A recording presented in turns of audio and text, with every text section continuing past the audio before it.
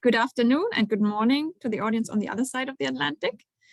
A very warm welcome also from my side to today's webinar on Ukraine-Russia war, views from the US and Germany. We have two distinguished speakers here today, Professor Thomas Mockaitis from DePaul University, Chicago, and Professor Andreas Heinemann-Grüder, my colleague here at Bicc, who will talk about how debates on the war in Ukraine are run on both sides of the Atlantic in the US and Germany. Certainly, they will not be representative for all positions taken, but they will reflect on how debates are run. As to the course of the event today, both speakers will give a 10-minute input in the beginning, followed by a dialogue among them, which is then opened to you, the audience, to discuss your questions and comments. I'm honored to moderate today's event on the Ukraine-Russia war that has such a tremendous impact on both world politics and world economy, with rising gasoline prices that we all feel, but most of all, such grave consequences for the Ukrainians who are at the moment under attack from Russian military, those millions of Ukrainians that have already fled. 4,000 civilian casualties are already verified by the United Nations High Commissioner for Human Rights, but also the grave consequences for families of Russian soldiers who have already died on the war front. Now, why this event today? Currently, the war is ongoing, not only ongoing, but intensifying in the eastern Donbas region and the southern region of Ukraine. And daily media reports feed us with news on Russian military advances and setbacks and arms exports of Western countries to support Ukraine. Just yesterday, President Biden promised to send advanced rocket launchers, and today we got the news from the German Chancellor that Germany would send equally multiple rocket launchers and air defense systems. So beyond these news, we would like today's platform to take a step back and look at the war in Ukraine from a wider perspective, to look at also the long-term consequences and ask what are the possibilities to also a negotiated peace, despite the grim outlook presented to us every day in the news. Our speakers will address in their presentations how the war in Ukraine began, the current options at hand of the US and German or European governments and societies, and also future perspectives. That is, should we be prepared for permanent isolation of Russia, a solidifying of bloc building, or is there a way still to also accommodate Russia before it has destroyed large parts of Ukraine? It seems that within European member states, the conflict has provoked intense security policy discussions, but has caused little debate in the United States. In the US, on May 19th, a 14 billion aid package with 20 billion in military aid sailed through the Senate. Whereas in Germany, with the great dependency on energy imports from Russia and the conflict happening next door, the public debate on Germany supporting Ukraine with heavy weaponry was quite controversial, even if on April 28th, the great majority of parliamentarians equally voted in favor of sending heavy weaponry to Ukraine. So we will see with the presentations and discussions today whether the debates in the US and Germany are actually that different and distill different perspectives on whose war this is and what can be done about it. So with this, I would like to introduce our two speakers. First of all, our distinguished guest, Thomas Mockaitis. He's professor of history at DePaul University, Chicago, where he teaches courses in modern Western European and military history and war and peace studies. His research and writing cover violent extremism, insurgency, counterinsurgency, and peace operations. As a consultant for the Institute for Security Governance at the Naval Postgraduate School, he has taught courses also at various military academies worldwide. Welcome, Thomas. Secondly, Andreas Heinemann-Grüder is senior researcher at Bicc and professor of political science at the University of Bonn, with a research focus on peace and conflict studies and authoritarian political regimes, with a continued focus on post-Soviet politics. Lately, he's conducted pertinent research on patterns of violence in the war in eastern Ukraine since 2014, with close cooperation with Ukrainian and Russian scientists. And he has given policy advice to various political institutions in Germany and has pertinent experience in civil crisis prevention as former director of the Academy of Civil Conflict Transformation and advisor to the Foreign Office on Civil Crisis Prevention. Welcome, Andreas. So without further ado, I would like to hand over to Thomas to give his 10-minute presentation. Please, Thomas. First of all, thank you to the DICC for hosting this great event, and to my colleagues, good morning and good afternoon to the rest. And I'm going to provide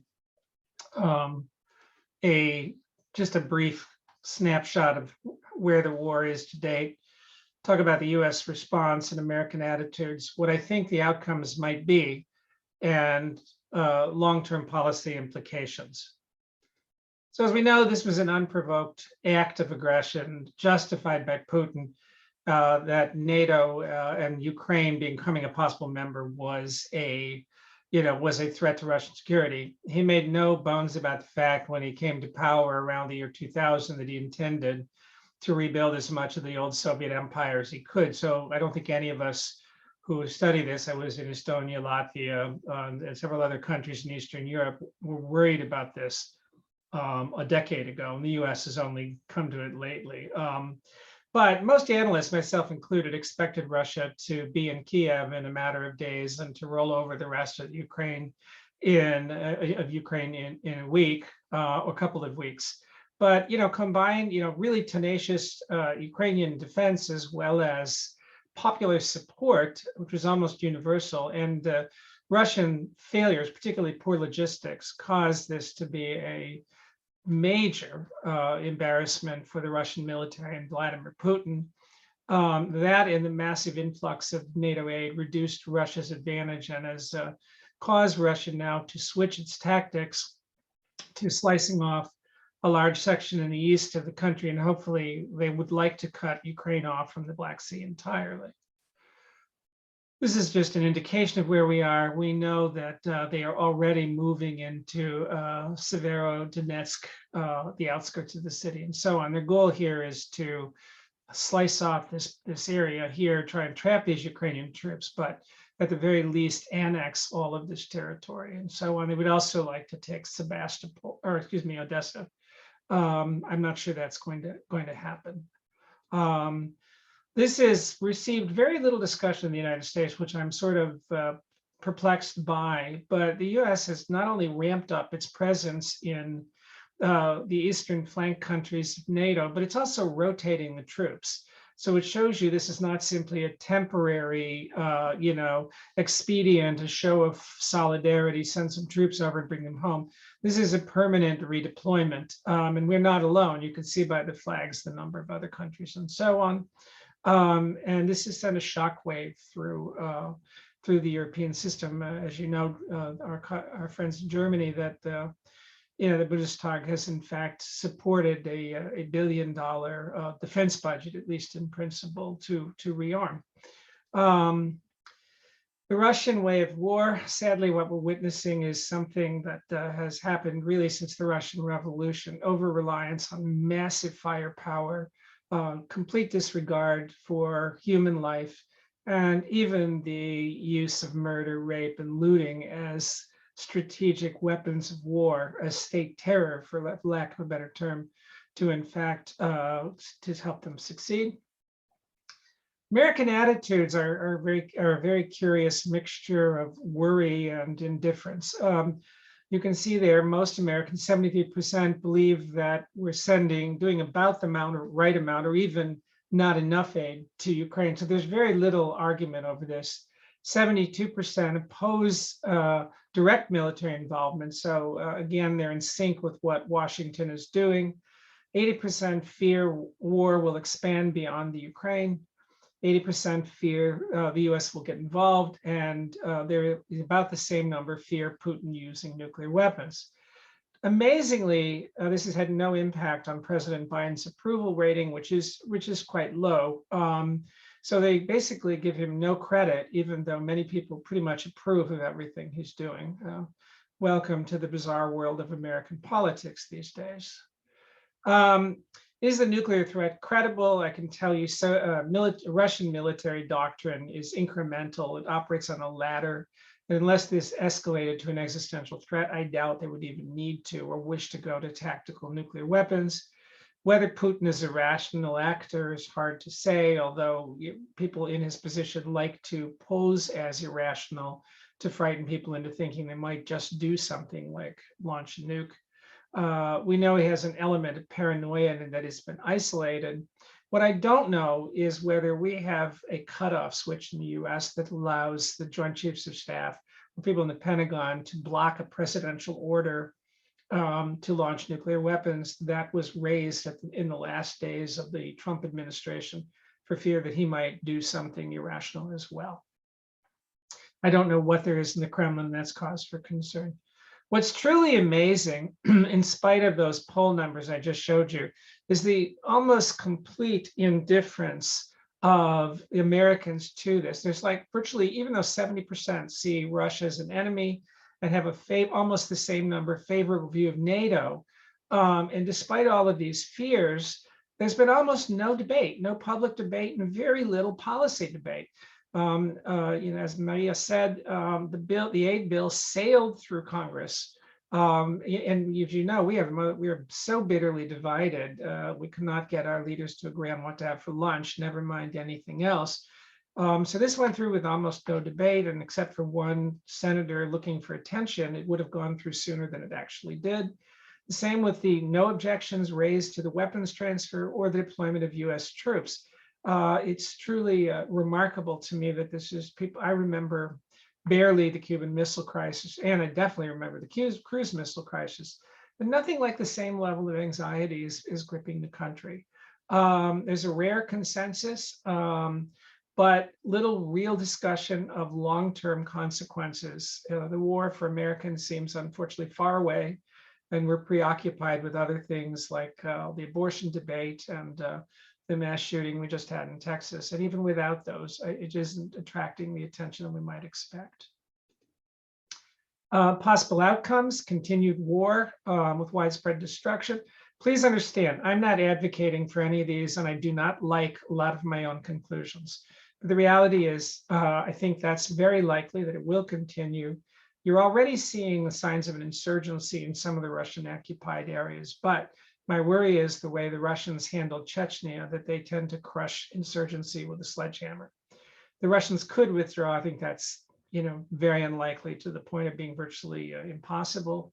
There could be a negotiated settlement partitioning Ukraine. And again, I'm not telling Ukrainians they should do this. I'm just trying to be realistic. And I think the most likely outcome is what's referred to as a frozen conflict, where you have a kind of a line of control and sporadic fighting over a protracted period of time. I'm not, pleased by that outcome, but it certainly is preferable to the Russians overrunning the rest of the country. So, I mean, this is because I see things, where we might be going. Long-term consequences: increased defense spending in both sides of the Atlantic, and of course, that has terrible consequences for all kinds of social welfare and other programs because there's only so much money. We're already seeing increased world hunger because of the cutoff of Ukrainian wheat and other products from Russia as well. NATO expansion: I think they will find a way around the Turkish objections to get Sweden and Finland in. Russia could move against Moldova and Georgia. I think we would have very little ability to stop that. I don't expect an attack on the Baltics, but I do think he will stir up trouble with the Russian minorities in those countries, which are very large. something like 40% of the population of Latvia. There was worry about that when I was in the country in 2006. That was quite a long time ago. So again, I'm not surprised by that. The refugee crisis is continuing, causing really some soul searching, because a lot of people have said, why are you so welcoming of Ukrainians, but not of Syrians, Moroccans, Algerians, and so on? Or in the case of the US, people from Mexico and Central America. And I think we are in a kind of a new Cold War, but the fault line is no longer communism versus capitalism, but democracy versus populist autocracy. I could add that I'm concerned that the human rights regime in the European Union may be under threat, because it's very hard now to put pressure on Poland and Hungary for human rights violations that I know that other Europeans are very concerned about. Challenging questions, and this is where I will wrap up my portion of the presentation, and we can come back to it. Will continued economic pressure on Russia produce a change in policy or even a change in regime? I'm not sure that's likely, but perhaps a policy change on the part of Putin. And then, but on the other hand, will NATO unity last as the costs of war rise, especially the cost of energy as we move into the winter months and the fall? And unfortunately, I think the war will be still going on.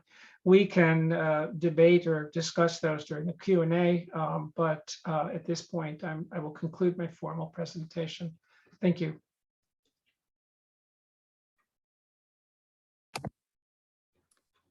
Thank you so much, Thomas. I think we have one question that is directly to your presentation as a historian that we could take up immediately. Sure. So from Claire Boyle, well, he says this is the question for both of you, as it relates to the question of teaching on an ongoing war in Ukraine as an historian.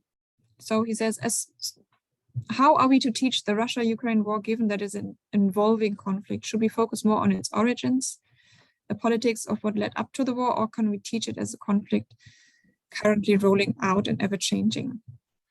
Well, you know, again, I'm one of the few historians who works on contemporary conflict. So, you know, I think that's always the challenge, but I don't think you can understand anything about the present without looking at the past. I mean, to many Americans, probably many in Germany as well, this conflict maybe seemed to come out of the blue. But as I said, I could see it as a pattern going back all the way. Really, I mean, you could argue it never really ended with the Cold War. There was great unhappiness in much of the old Soviet Union and the Russian heartland about letting this go. As far as teaching it, I think, you know, as an academic, I try to work in some discussion of it in all of my classes, no matter what they're about, if for no other reason to give students an opportunity to say, is this troubling you? Are you worried about this? This generation of students has really had a lot to deal with in the last several years. I don't know as yet we can really talk about a formal course, but sometimes interest in, say, Russian history, Eastern European history will go up in the face of this as students express interest in trying to find it out. But we've had a number of events like this one on campus as we've tried to help people understand it. And I've done a number of public presentations on the same thing. Thank you, Thomas. Maybe a small question of clarification from my side, because you mentioned the history of the post-Soviet time and that Russia was so unhappy of letting Ukraine go. Can you maybe, as a military historian, also just briefly for the students and others, explain what is the strategic importance of Ukraine for Russia? Russia has a long history of being afraid of what you say in German, the Drang nach Osten, the drive to the east, going well back into, you know, into early modern history. So they've always seen the Ukraine and Belarus, for example, as a bit of a buffer, but also they're very, very rich in resources and so on. So they've always had, understandably, if you look at the two world wars of the 20th century, a great deal of anxiety over that. And, you know, it's to some degree understandable about their anxiety. On the other hand, the US and NATO were very, very careful at the end of the Cold War when we expanded to give assurances about not deploying certain kinds of weapons east of the Elbe not in fact offering membership to Ukraine, not bringing in the Nordic, the Nordic countries that are now, Sweden and Finland and so on. So I think we did everything we could to reassure them. But on the other hand, given the history, this touches a very deep kind of chord, I think, in the Russian psyche. So that's how you understand it. But on the other hand, NATO has not behaved in any aggressive way towards Russia. And if anything, the economic integration of the Russian Federation into the world economy should have given them assurances. To some degree, this is driven by domestic politics and Putin's own agenda. Thank you, Thomas. So I will hand over to Andreas, please. What I'm going to say is an add-on to what Thomas already had outlined. First, how may this war end? What are potential scenarios? The first is a war of attrition, which may last another year or more, ending with a frozen conflict. Question then is, who is going to enforce the freezing? In the past, the OSCE was supposed to do this. Probably an international mission has to enforce a ceasefire in order to make it lasting. The second option is Russia wins, although it's not clear what it means that Russia wins. What is a minimum for Russia to declare victory? Probably the whole of Donbass, the Kherson region, control over the major Black Sea ports, no NATO membership of Ukraine, but Putin in his speeches had declared goals that go far beyond that. And so when Russia tries to achieve all those goals he has declared since February 24th, it's unlikely that Russia achieves all goals, but some of these goals it is likely to achieve. The third option is Ukraine wins. But what means that Ukraine wins? So reconquering the whole of Donbass and Crimea, or returning to the positions of February 23rd. Unlikely that Ukraine can reverse the course to and undo everything that happened over the last 3 months. And the fourth option is internationalization with open participation of Belarus. We already have the world food and energy crisis as international dimensions, but internationalization may also result from Russia's use of nuclear weapons in order to avoid further or prevent further support from Western countries for Ukraine's war effort. What are the factors that are likely to influence which of these 4 scenarios is coming into being? So the first is, I think, the perseverance of Ukraine, which by and large depends on the support by the West. Then the second is Russia's resources and Russia's modus operandi, whether Russia is going to change its modus operandi in the war.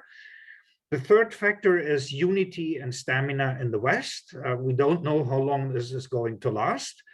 And the fourth factor is China as let's say, the white elephant in the room.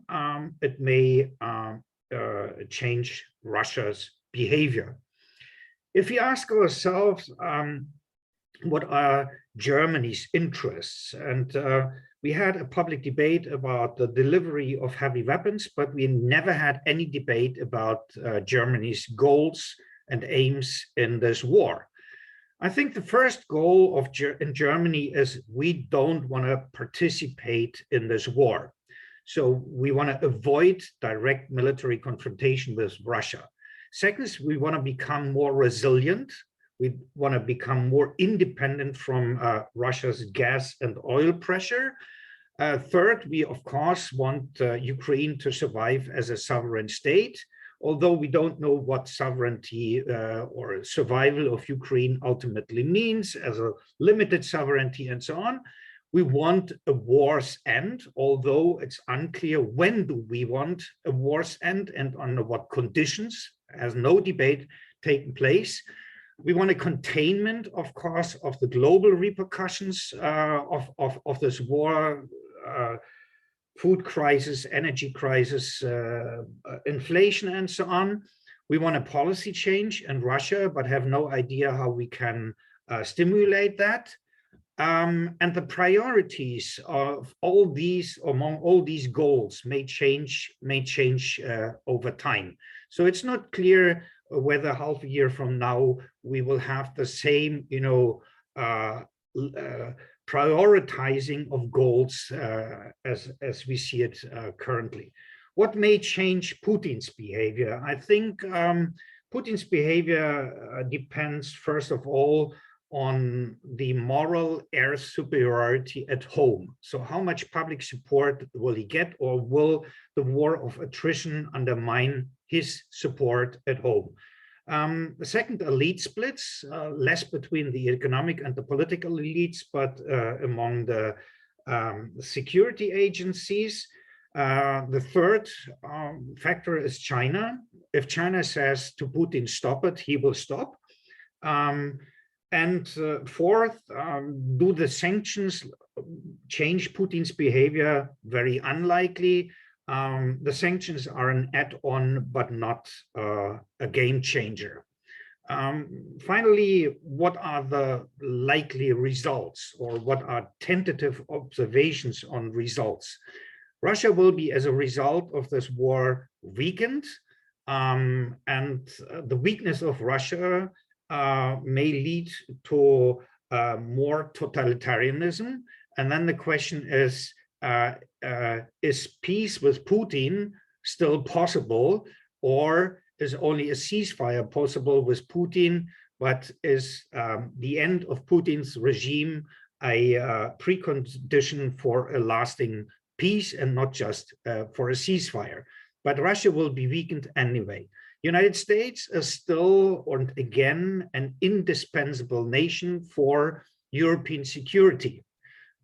So the US are back as a security provider in Europe. There's not much talk about, strategic autonomy of the European Union. The Ukraine will be weakened, but it will be unified. Putin is the nation builder in Ukraine. The EU is on the one hand strengthened, on the other hand, it is weakened. So we have a quite ambiguous result with respect to the EU. We have, of course, the boost for climate change policy as a result. So thanks to Putin for supporting Fridays for Future. Germany is maybe a dispensable nation. It was indispensable before the war as a bridge builder and mediator towards Russia, but it might be substantially weakened as a result. And I think we will have, as Thomas said, also this enduring global rivalry between open and closed societies. And we will see maybe even more militarization of this enduring global rivalry. Thanks.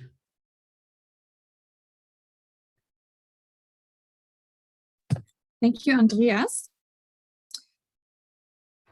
So far, I don't see any question of clarification from the audience. So let me summarize briefly your two presentations.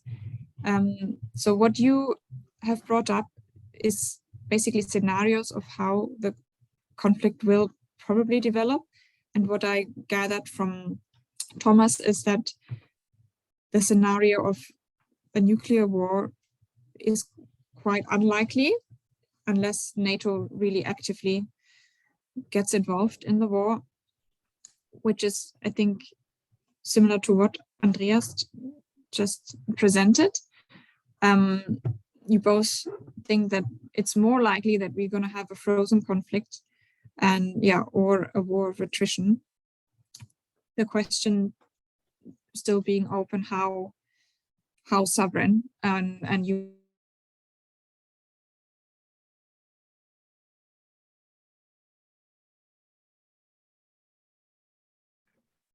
Now you are frozen, not just the conflict, but you are frozen. Of sorry, the prospects of sorry, Thomas, I didn't get you there. Can you still hear me? I can still hear you, yes. Thank you.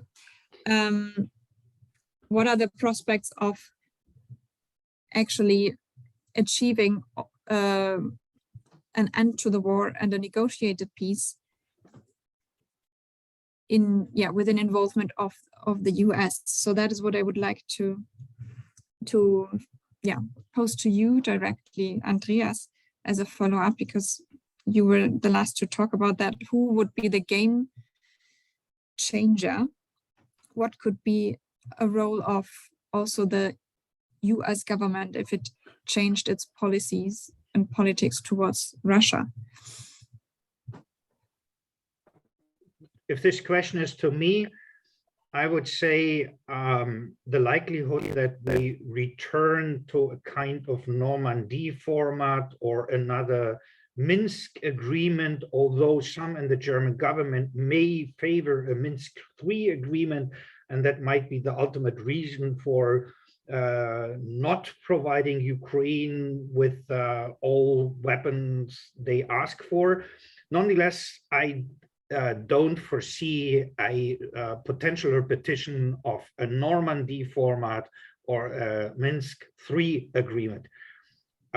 What I see is, on one hand, of course, ceasefires, limited ones, humanitarian corridors, so all kinds of things that lead to a temporary or to a zonal disengagement of the parties. In the end, a peace agreement depends on power mediation.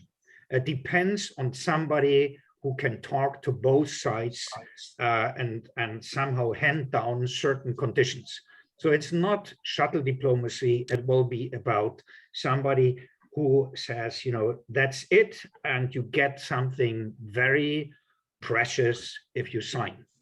Who can be in this position? In the past, it was the United States. The United States is a party in that conflict.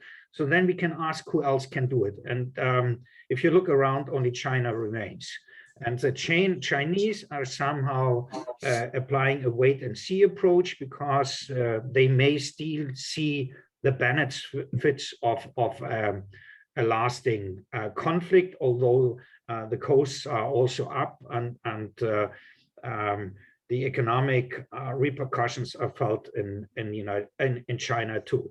So if I would be, a diplomat, I would ask, what is in for you in China for ending this war, because both parties will listen to you.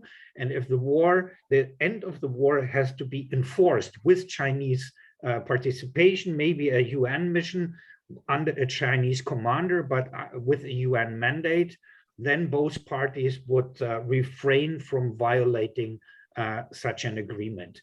Nobody has undertaken this or engaged yet in such an idea.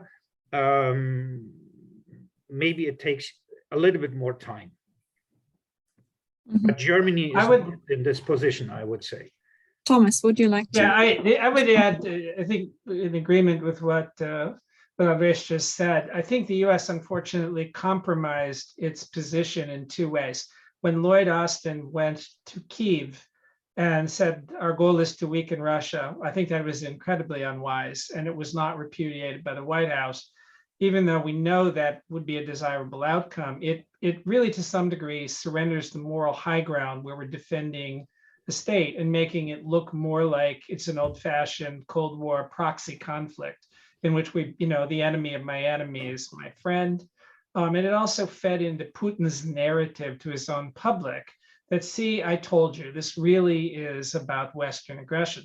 At the same time, when he was recently in Asia, President Biden made the comment, well, of course, we'll defend Taiwan.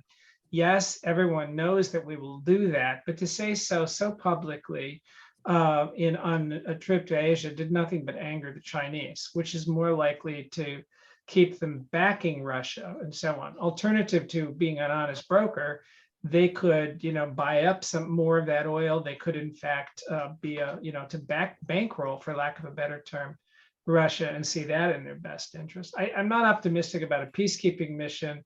I think more likely a return to the situation of post 2014, where you have, this claim by Russia and this kind of unstable border with sporadic fighting along it. What Andres said, a series of local ceasefires. Yes. So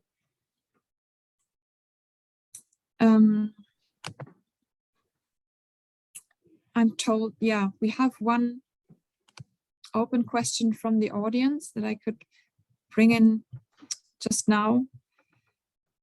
From Damian Münzer, what do we know about the inner circle of Putin? Is there discord which might help end the war? Can I ask that? Go ahead, Andres. Go ahead, please. I think this is more your area. No, please, Thomas, continue. Andreas, can I think that one of the real frustrations for the intelligence community is that we have limited insight. He surrounds himself with people who tend to be yes men, for lack of a better term, who tell him what he wants to hear. I'm not optimistic about him being overthrown. He's got his own Praetorian Guard of very high discipline, very well paid troops and so on, and his approval rating has gone up. So I'm not sure there's much by way of debate. Andreas may have better insight to this than I do. Yes, Andreas, would you like to add to this? Andreas, sorry. I mean, the yes men misinformed him about, how quickly Ukraine will surrender. And then the blame shifting began, and Putin in part also went public with shifting blame, for example, on the head of the foreign intelligence, but also the FSB. Then some generals were replaced. So there is tension, but all are under pressure now to deliver. Of course, they already in the past competed over resources. So who runs the show?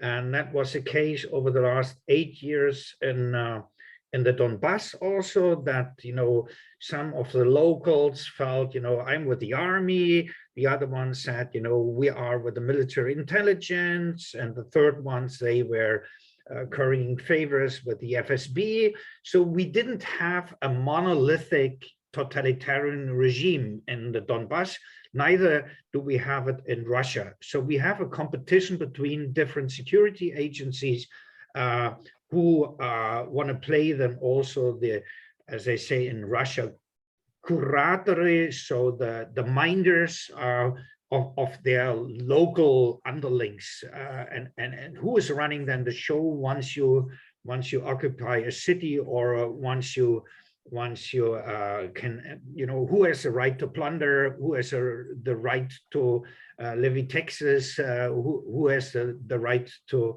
select personnel and to place one's own people. So these kind of frictions, they exist. The likelihood of let's say, military coup against Putin are very, very low. On the other hand, one sees that suppressing the reality of the war and to selling it like a special operation, and we are only fighting, Azov Nazis and so on. So that is almost impossible.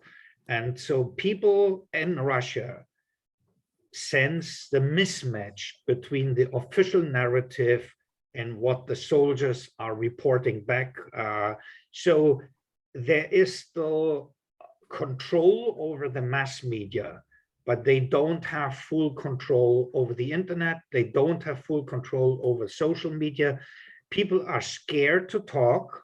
So I, even today in the morning, talked to somebody in Luhansk who is very supportive of Putin, but I talked to him for an hour and I wanted to simply, test the mood of the Putin supporters in the Russian-controlled Donbass.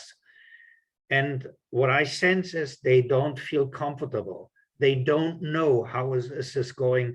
So on the one hand, they repeat Putin's narrative, but they are scared that I, for example, could record our telephone conversation. They don't want to be quoted. They avoid certain questions. So the policy of fear is somehow replacing the sense of we are victorious. And that may have over time, if it lasts too long, it will have an impact. So we have the official picture of Putin, high ratings, but under these opinion polls, we have a sober mood, and there is not the mood victory is around the corner, and they all don't know what does it mean if we have to fight for another 12 months. So the whole narrative was based on, we are going to win. But if we have to face another Afghanistan, we don't know how it ends. So they are not convinced, but it will last. I would add to that. I noticed the next question was exactly to what Andreas just spoke about, which was how do you trust the polls? There seems to be, ironically, as there is in the US, though, a huge split between rural and urban, where many people do not have access to these virtual private networks and so on. And also a bit of a generation when where younger people are a bit more skeptical and so on. And the other thing is, of course, the number of body bags that are coming back. I think everyone knows that the estimates of the number killed on both sides, as well as civilian deaths, are pretty underestimated because we just don't have good access to data. On the other hand, I think we should be cautious about being overly optimistic that somehow the Russian people are going to rise up and overthrow him. Nationalism has a way of inflaming passions, even when it runs counter to the economic interests of people. We see that in the US, even when there is no war going on. I think something like that could be happening in Russia. I totally agree with Andreas that, in fact, time will tell whether that begins to wear thin. But Yes. the war is likely not to remain popular. So in the beginning, they bought all what was presented, but the war is no longer popular, and that is something Putin has to factor in too, so that his popularity is not going to rise or to be sustained on that level the longer the war lasts. So to the audience, we had a follow-up question on Putin by Elena Fiosova that Thomas just replied to, that how can one trust to the data of the polls regarding public support of Putin and this war, that Thomas and Andreas have already discussed about just now. And there's another follow-up question by Elena Fiosova on what are the chances that Putin will be really tried in Den Haag, in your opinion? Thomas. Slim to none. I think that would be too much of a loss of prestige to Russia. If it took an incredibly long time for Milosevic and the war crimes in Serbia to be brought to justice, and there was a significant opposition movement there, a desire to reintegrate with Europe that made that possible. I don't see anything like that happening in Russia, that he would ever be brought to trial. Yes. Andreas, would you like to also comment on that? I mean, we are in a dilemma.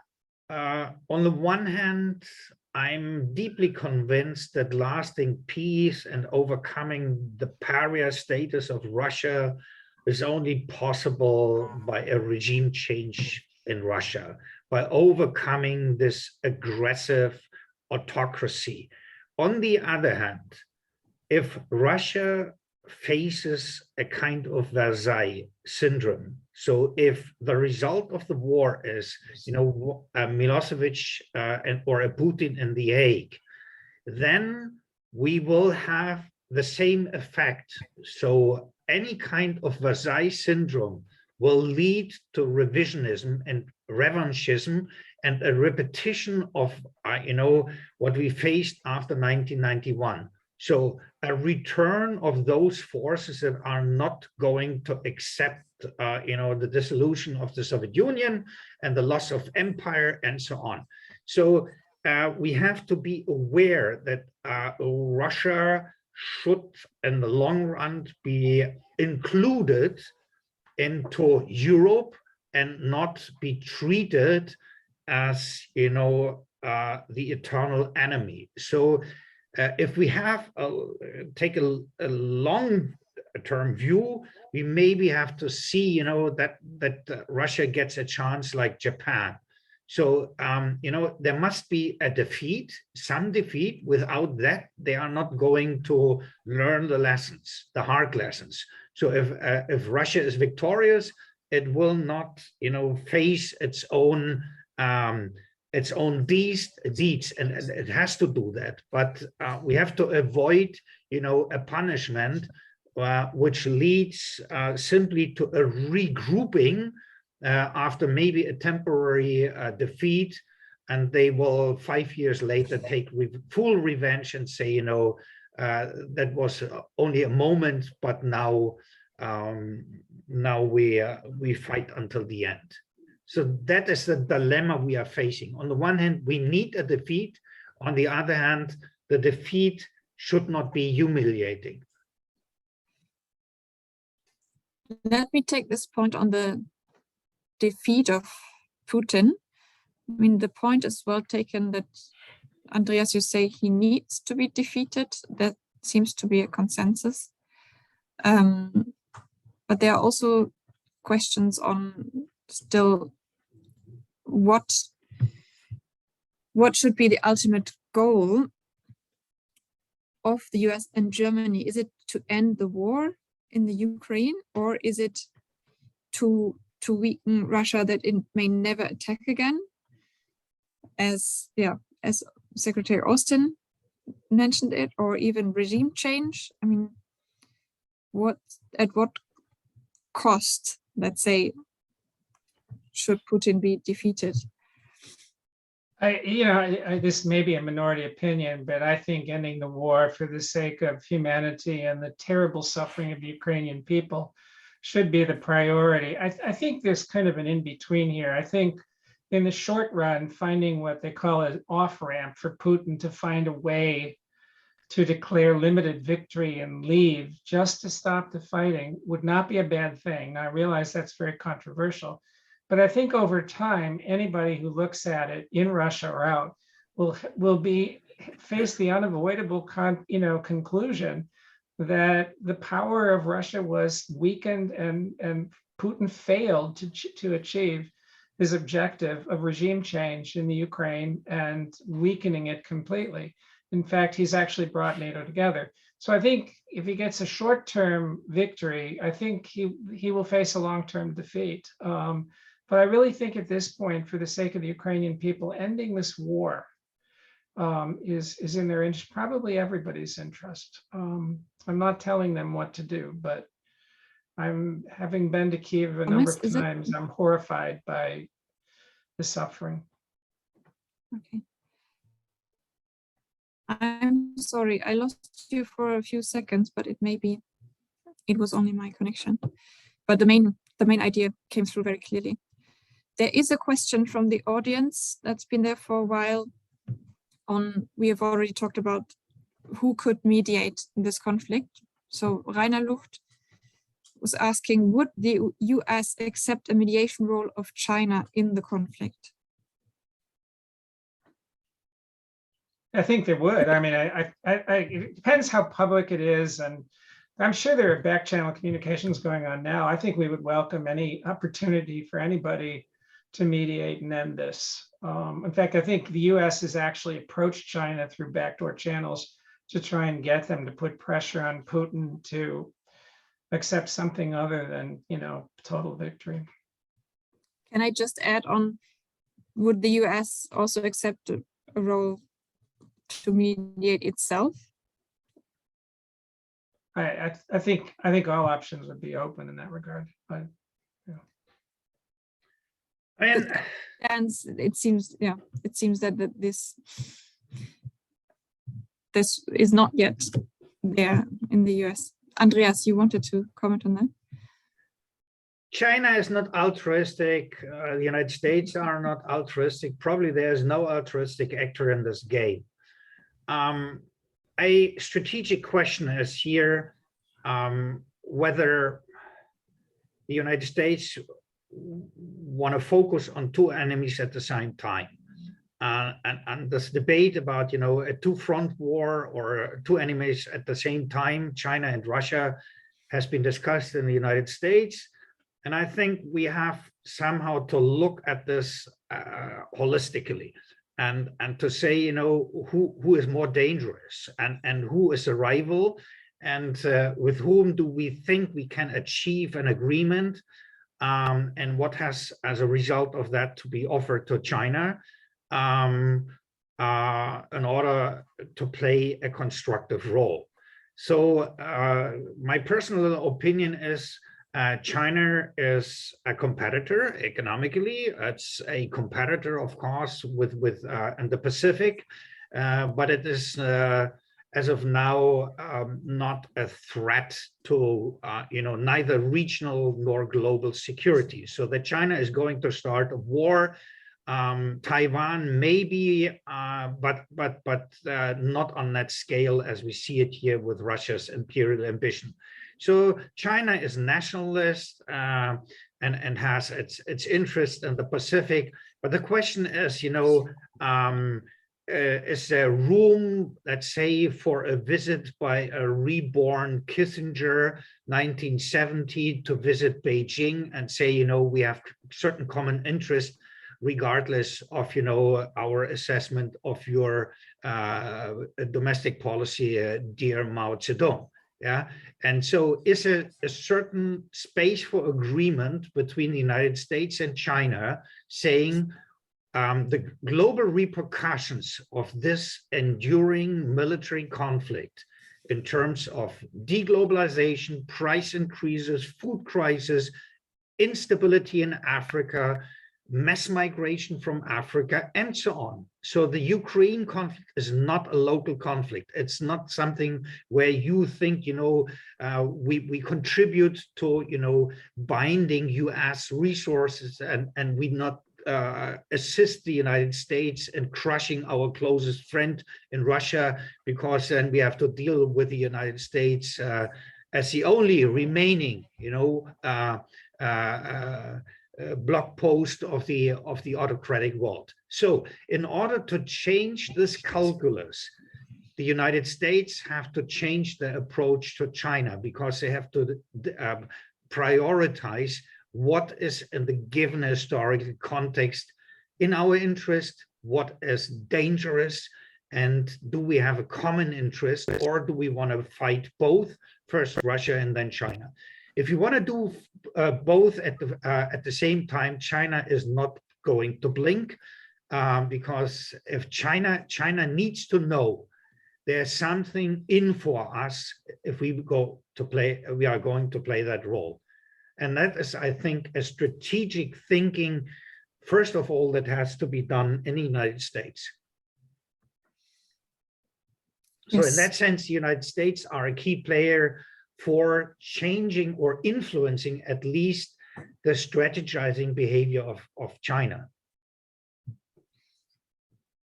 And Thomas, you said earlier that ending the war should be the priority, as opposed to necessarily defeating Putin. So what would that mean in terms of policy options? This is where I have to say I don't like my own conclusions. I think that the Eastern Ukraine de facto is going to remain occupied by Russia, who plans to annex it. I don't like that. I'm sure the Ukrainians don't. But I don't think, I agree with what Andreas has said, I don't think they militarily can reverse it. And I think that given that situation, that, Putin could declare victory and say that he's achieved the objective of weakening Ukraine, and furthering, protecting Russian interests, protecting Russian minorities, and all this that he's been saying. And in the short run, that would serve his purposes. Long term, he would have to rearm, and he could come back and try it again. But you can be sure that the NATO and the US will pump more hardware into the country. I think the real issue right now, strategically, militarily on the map, is whether he can take Odessa. I'm inclined to think he probably cannot. Denmark has sent in Harpoon shore-to-ship missiles. And, they're with the hardware being sent in now, I think it's going to be very, very hard for them to do that. The Ukrainians are already counterattacking against Kherson. Could I ask Andreas, following up on that directly, related to that, does Ukraine actually, or the Ukraine government, Ukraine people feel betrayed by NATO to have pushed it to the brink of war with the offering of, or the prospect of NATO accession?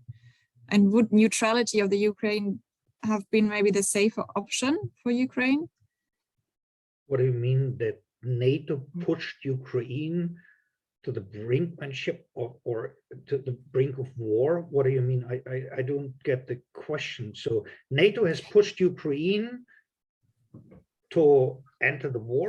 Or what is the argument? The war, to a situation where it's being attacked by Russia, because Russia says, or takes this as the reason for attacking Ukraine, that Ukraine is integrating into NATO. So is there a sentiment on the Ukrainian side that you see? The Ukrainian perception is, we gave us the nukes in 1994. We got security, so-called assurances, not guarantees, from the United States, from China, from Russia, and from Britain. At the same time, we declared neutrality. Both things didn't work out. So Russia attacked us, both because we have no atomic weapons. If we had had atomic weapons, Russia wouldn't have attacked us. Second, we are not a member of NATO, and therefore we are attacked. If we had been a member of NATO, we wouldn't have been attacked. And third, neutrality is worthless because it's an invitation for Russia to attack. So basically, the lesson learned is, if you give in to Russian pressure, you are basically treated as a non-entity because there is no deterrence at all. So we had the neutrality, we had the denuclearization of Russia, of Ukraine, we had the security assurances of the West, we had the OSCE, and all that led to a result as we see it today. So of course, Ukraine could have declared, we all want to become a region inside the Russian Federation. We will give up our sovereignty, but you do not know when Russia is satisfied. Russia has declared not just NATO as guilty, they had declared demilitarization. So Putin had declared a demilitarized Ukraine as the goal of this war. That means Ukraine has no right to have people in arms. So basically, it would mean Russian army in Ukraine and maybe Russian police in Ukraine. That would mean demilitarization. So a country, Ukraine, would be safe, ripe for Russian peace if they allow Russian security forces to run Ukraine. But that would be the end of a sovereign country if you allow Russian army and police and security services to do this. So you do not know what the ultimate goal is and whether meeting Russian desires would have led to peace. Yeah. I'm inclined to Yes, agree. I think NATO, this insistence on a declaration of eternal neutrality and non-NATO membership, in fact, was a pretext. He would have gone to war anyway. And our failure to do anything when he did this in Georgia and the Crimea emboldened him. I see that. Just as a matter of clarification, Andreas, where do you see neutrality, or in how far is neutrality still guaranteed by Ukraine if it's declared its intention to accede to NATO, as this is a military alliance? I mean, there's... You mean formally it was not yet member, and that's why formally it was still neutral? No, I mean, it was part of the Ukrainian constitution, yeah? So Ukraine had an article in its constitution declaring neutrality. Russia was not satisfied with that. So even if you have it in you know, the basic document, you declare neutrality, Russia was not satisfied. So because it wanted to preclude any kind of things that might happen in the future. So of course, I mean, there is room for an agreement. So for Russia, you know, the extension of NATO infrastructure is of course important. So how close are, you know, rockets, missiles, air defense systems to Russian borders? So if you say, you know, we have a status similar to, let's say, East Germany, where we have, you know, after unification, no permanent NATO infrastructure on East German territory. Although East Germany is part of NATO, of course, you can find somehow an agreement. You could also say, you know, disengagement. So certain heavy weapons we don't have on a certain territory, at least, and confidence building measures. Then you could also say, you know, we have this kind of neutrality as Finland and Sweden had it before accession to NATO, which is likely to happen. So they participated in all kinds of maneuvers, were part of intelligence sharing. So you could have close relationships to NATO without formal membership. So there are all kinds of things you can discuss. In the end, the question is, how do you deter a Russian aggression again, as we had witnessed in 2008 against Georgia, 2014-15, and now in 2022. So this is a crucial question. What is credible deterrence for avoiding repetition of what we have seen? So is, you know, second strike capacity, the nuclear bomb on Moscow, is this the only thing, the only language that Putin still understands, or are there other languages that he still speaks? We don't know, but we have to discuss, and it must be enforceable. What is absolutely the lesson of the past is, you can't have another confetti paper like the 1994 Budapest Agreement. This is just worthless, and nobody can ask Ukraine to sign something like that again. Related to these questions of NATO membership, neutrality, etc., I would like to take up a question by Damian Münzer in the chat. He poses a few questions about NATO. Is the enlargement of NATO to Sweden and Finland a possible danger for the conflict with Russia? Secondly, is the sending of weapons from different NATO countries a danger for an enlargement of this war? And thirdly, why does, or maybe what do we know about the exact weapons which are sent? Should this be not, no, why do we know about the exact weapons, and should this not be more clandestine? Maybe, Thomas, if you could first respond to the question on NATO immediately, and then maybe Andreas Yeah, on well, the weapons. in terms of weapons, you can't move that much hardware and keep it secret. And I think everyone is quite clear. They knew they were going to be Javelin and Stinger anti-tank and anti-aircraft missiles, and now howitzers and other pieces of equipment. I think there is a danger. I see no alternative to NATO expansion, but in a perfect world, it's far better to have a ring of neutral states between the two adversaries. But I don't see any alternative for Sweden and Finland, given the bellicosity of the Kremlin of wanting the security of being inside the alliance.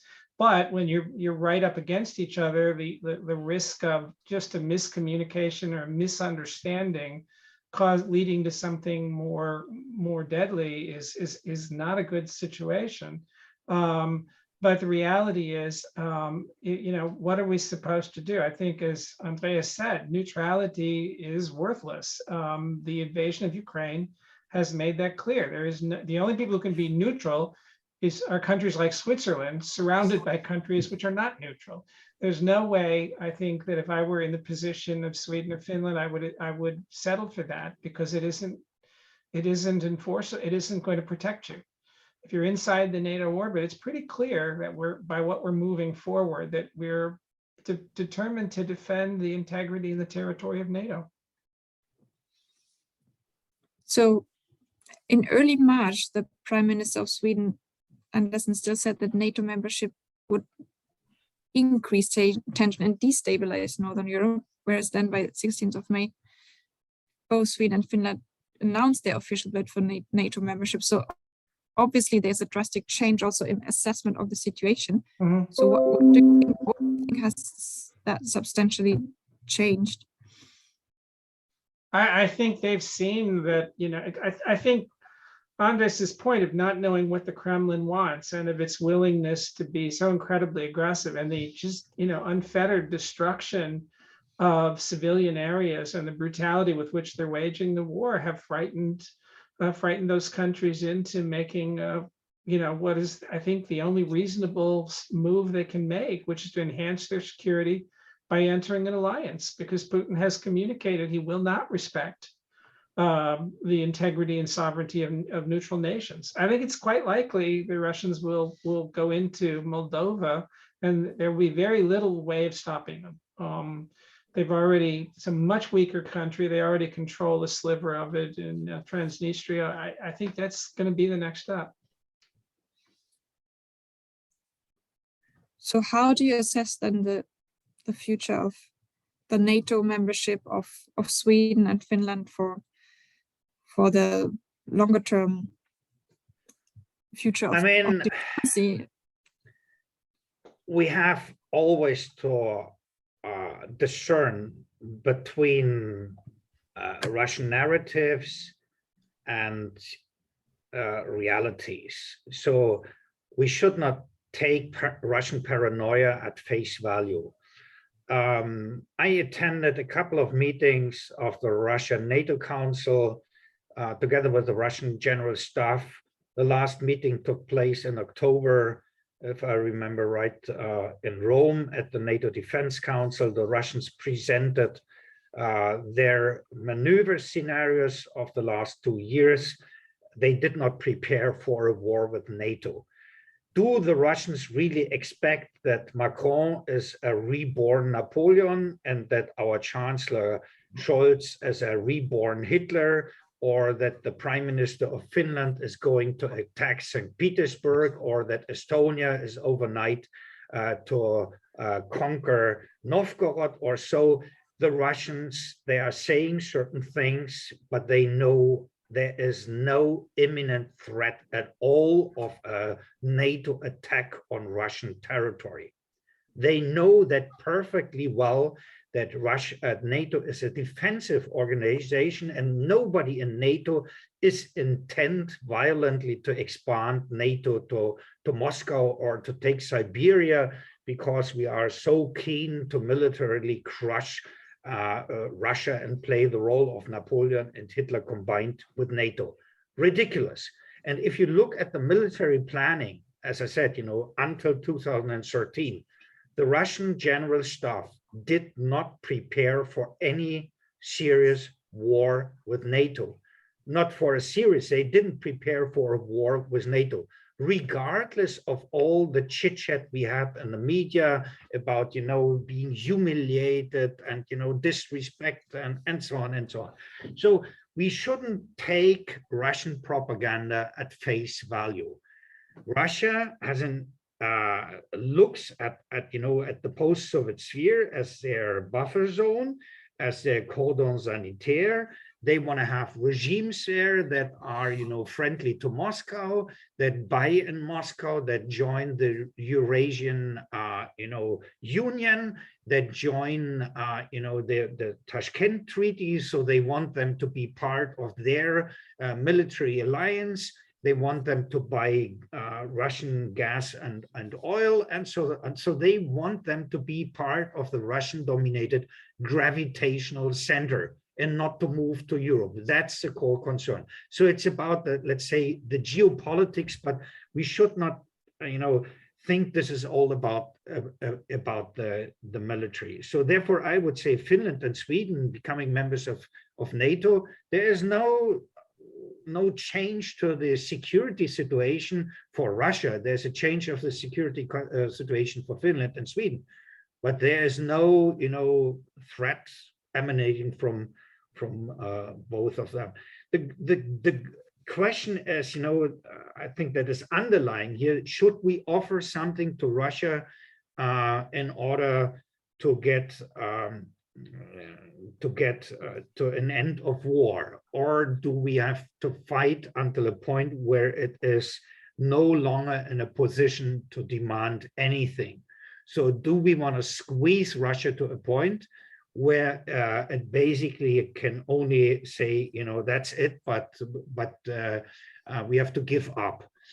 Or do we think, as Thomas said, the humanitarian costs and so on of an enduring war are so high that we have to offer something to Putin? And who are we, or who is going to be in a position to offer something that could make it attractive for Putin to say, I stop here?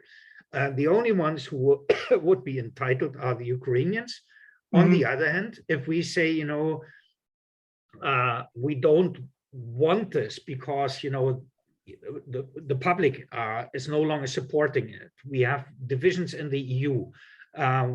We have the coasts beyond Ukraine and so on. So Putin may play also on time and say, half a year from now, the unity of the EU and NATO and the US, Europe alliance, all this unity will be gone. I'm playing for half a year, and then they will see, whether there's a buyout. And we have to be prepared for that moment that, the public support we currently have, that it may disappear because they say, why the hell should we pay for the Ukrainians? To be clear, I was not saying that we have no right to tell the Ukrainians what to do. I think what I'm saying is I see that there will be a de facto reality, and that it would not be in anyone's interest to falsely encourage the Ukrainians to believe that with more arms from us, they could reverse the situation. I think Andreas is absolutely right. I can also tell you that militarily, the strategy and doctrine of the Russian Federation military is designed to fight NATO at their own border. We've seen in Ukraine, they have very poor logistics. So the ability to carry out deep thrusts across that border is extremely limited. And I think you're right, there is a bit of bluster and so on. I don't want to back Putin into a corner by continuing saying, we want to weaken you so much you're not a threat to anybody. That's a desirable goal. But it's not inconceivable, if he perceives this as an existential threat, that he would resort to tactical nuclear weapons. That's right. And that's not worth it. There's also still a question in the Q&A by Jerry Sommer.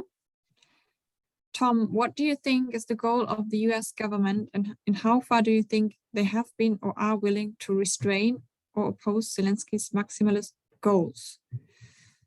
And second question, is there any debate in the US about the necessity to negotiate with Russia about the follow-up of a new START treaty now? Time is running out.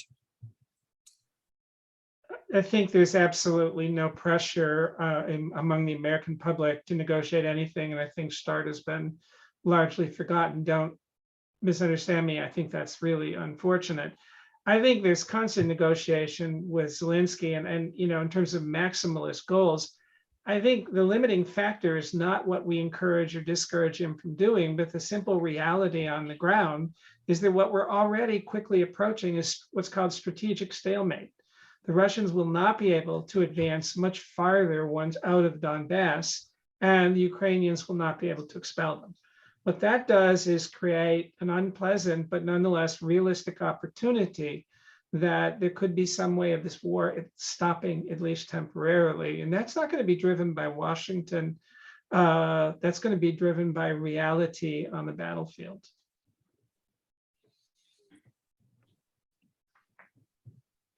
Thank you, Thomas. Andreas, would you also like to respond to that?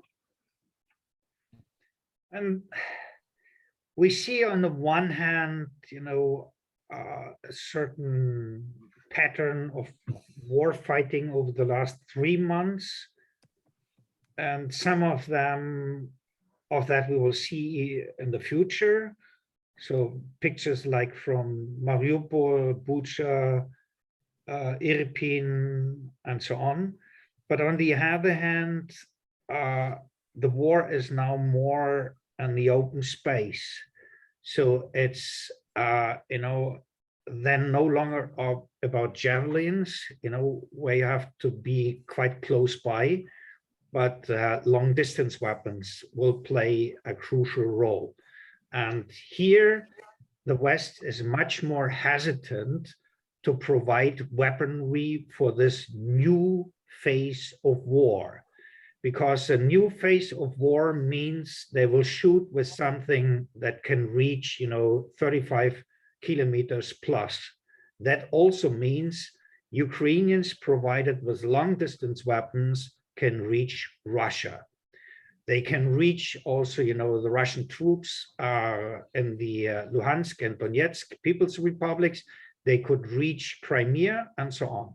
So we have a different stage of war. And in this different stage of war, the Russians have a certain superiority because they can use long distance weapons, whereas the West is very hesitant to provide these kind of howitzers or these kind of, you know, multiple rocket launchers that Ukrainians could also use in order to shoot at, you know, troops inside Russia. And that's the main concern of NATO, especially the United States, but also Germany. And I think that's the main reason also for, you know, not delivering certain weapons from Germany. It's not that there's not ammunition, but the ultimate reason is we don't want to provide them with weaponry that could go beyond, you know, the short distance fighting that we have observed in the first 3 months. So, but that in the end means that the balance of power may, as a result of a change of the character of warfare, change in favor of Russia. Except I think this morning, the Biden administration announced in the US, they're planning to send long-range rocket launchers. And some of the long-range howitzers have been in there. The Ukrainians have already hit fuel depots across the border, not very deep, fortunately, and so on.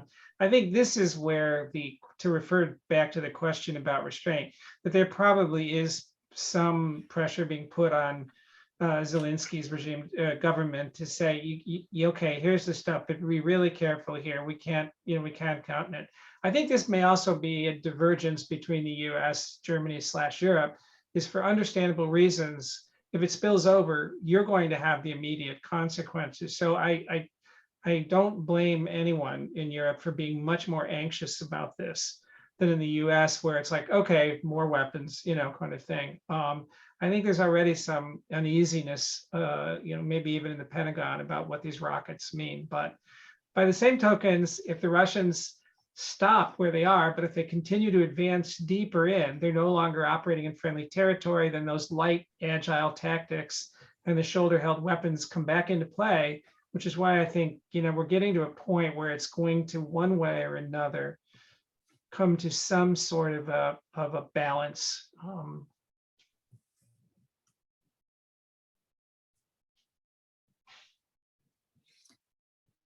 Thank you, Thomas. You dived into now the further development and stages in the current war. I would like, before we end, maybe go back still to the prospect of a more longer term solidifying of a bloc building, of really what you also mentioned, a confrontation between supposedly democracies and autocracies, and also referring back to what Andreas said, that Russia should not be treated as the internal enemy to avoid another Versailles.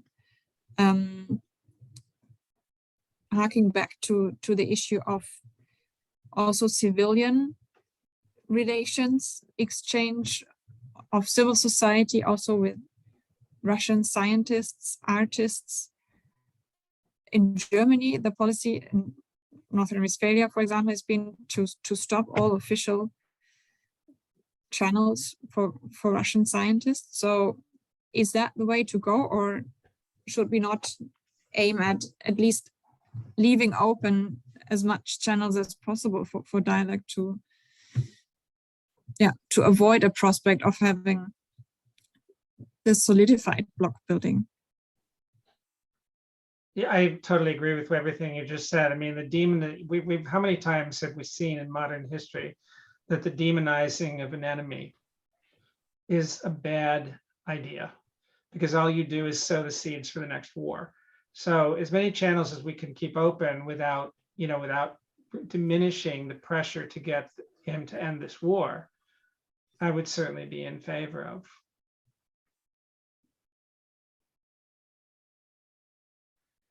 I mean, personally, I also think, we should have a comprehensive approach with respect to media, with respect to arts, with respect to academia. And of course, we can legitimately ask, where do you stand in this conflict? So are you with Putin in this war, or are you for ending the war? But of course, we should reach out to the Russians, and I mean, many have left Russia, especially from academia, also young specialists. There's a tremendous brain drain to the Baltic states, to Armenia, even to Georgia, to European Union countries. Whoever can leave the country is leaving. Yeah, and at some point in time they may also return. So that is one thing. I've also seen here at the figures of the consumption of the Russian program of Deutsche Welle. So people are keen to get access to independent information, because they are often even fed up by this propaganda, because it's overdone. People already make these kind of jokes, like in Soviet times, about Soviet propaganda, watching their own official Russian TV. So it's back. So all these kind of fissions, that will occur and deepen over time. We should see them as an opening, and we should not alienate the Russians. No way, no way. And I even thought about, whether it's good to have a Russian-speaking university. We had the European University in St. Petersburg. We had the Open Society, European University in Budapest, which was enclosed by Orban. But if we would have, you know, a university for all those people with different degrees, where we have stipends and you know, where we it would be attractive also for young Russian students to have you know, a non-state controlled open university with Russian as a language, open also for other, you know, people, Russian speaking people, let's say from Central Asia or from Kazakhstan. So these kind of things, I think we have to invest in, and not just in, you know, the military. We all turn here into military experts overnight. There are very few who have really enough information to make you know, informed judgments about the course of war. I at least feel that I'm asked also questions about, you know, the conduct of war, where I would say your guess as good as mine, you know. But I feel more comfortable in other areas where I would say, you know, we don't think about that enough. I would concur, and it's important to recognize, as one of my former grad students whose family is still in Russia said, try to remember he victimizes us too. Yeah. And, you know, to demonize Russians, which I've seen some of in the US, is absolutely the wrong way to go. Totally agree with Andreas. I mean, we see at times, you know, that's this, you know, quest from Ukrainians, you know, we have to de-Russify our culture now. This is, I mean, this is of course also, or was a pretext for justifying the war, you know, the you know, nationalizing efforts. But this is not about Gogol. This is not about Dostoevsky. This is not about, you know, all the contributions of Russian culture to human history and so on. So you know, when I October last year, went to Kiev, and then I wanted to buy Russian books, and they sent me to foreign languages, you know, and I said, and then I found their Google and felt, you know, what is this, you know? And in that sense, I think we should also talk to Ukrainians. This is not about, you know, this is not a cultural conflict between Ukraine and Russia, not at all. This is a conflict about political orientations. This is about, you know, open versus closed society. This is about autocracy versus, you know, democracy. This is not a cultural conflict, and don't contribute to culturalizing this conflict. You, in the end, I think even the Ukrainians in the end have somehow to live also with, you know, with the Russian legacy in their own culture. So I would never ever, you know, say, you know, I still appreciate all things Russian, because it's this is not, and we should avoid that too. I think that we should also fight here in our societies, that we don't turn this into something anti-Russian. I'm anti-Putin. I'm against this war. I'm against autocracy, but I'm not fighting Nabokov. I'm not stupid. I totally agree. Thank you very much, Andreas. Thank you very much, Thomas. I think this is a moment where we could wrap up the discussion, and taking the last point you just mentioned, maybe I can just summarize or wrap up what both of you have contributed today. I think what you could see from your contributions is that on both sides of the Atlantic, there is actually quite broad consensus that Ukraine needs the military support that it currently gets from the NATO members. I saw some differences in opinion between priorities. Is the first priority ending the war in Ukraine, or should European and US governments push Putin further to defeat? Is that too risky? And looking further to the future, and the block building between a confrontation between autocracies and democracies, we should still work to keep all channels open on a civil society level, on a cultural, scientific level, to avoid any alienation of Russians as such, and also to avoid Russia being treated as an eternal enemy. So thank you very much for both speakers and the audience for your patience and your active contribution with the questions. And we continue the discussions with a webinar series of Bicc and hope to see you there. Thank you.